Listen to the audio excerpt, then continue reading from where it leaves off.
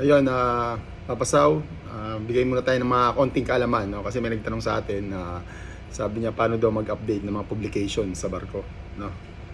So dati, yung mga publication natin is hard copies, no? Mga ganito. So yan. So sample natin to.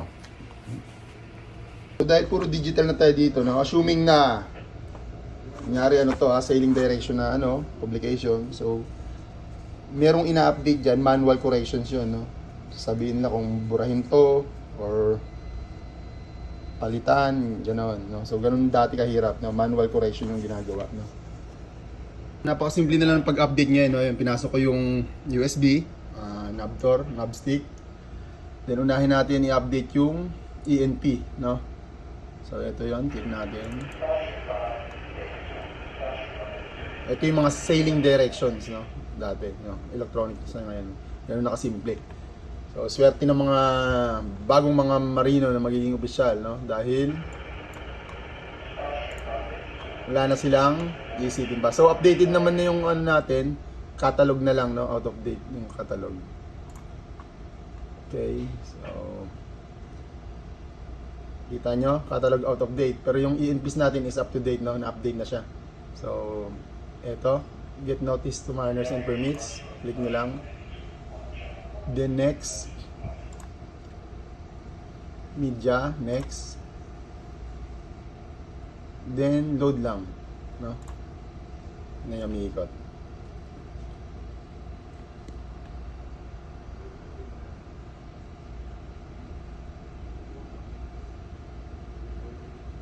Okay, finish. Ganun lang kabilis. So, yun. So, sa ADP naman, no, ito yung mga total tides, radio signals, no, ganun din yung pag-update. So, napakabilis lang, no. So, update automatically from the internet since now we have internet on board. Then, next. Nakatik naman na all. Next. So, yan. Ganun kabilis. So, finish, sabi, no.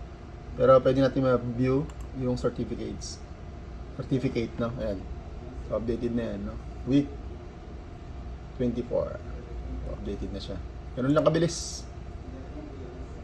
Finish. Ayan, open natin tong total tide.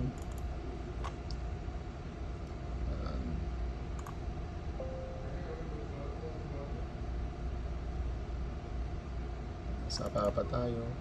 So, may kita nyo, no? No, ayun, no? Updated to week 24.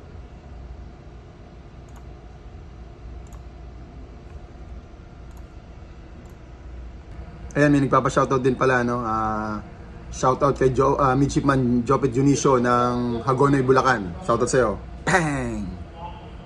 Ganun lang kabilis mag-update, no, ng mga publications, no? Naalala ko nung third mate ako, kami nagko-correct yan, no? So, sobrang haba ng oras kasi gugupit-gupit ka, no? Tapos pipaste mo. So medyo matrabaho siya, no? So ganun lang ka simple.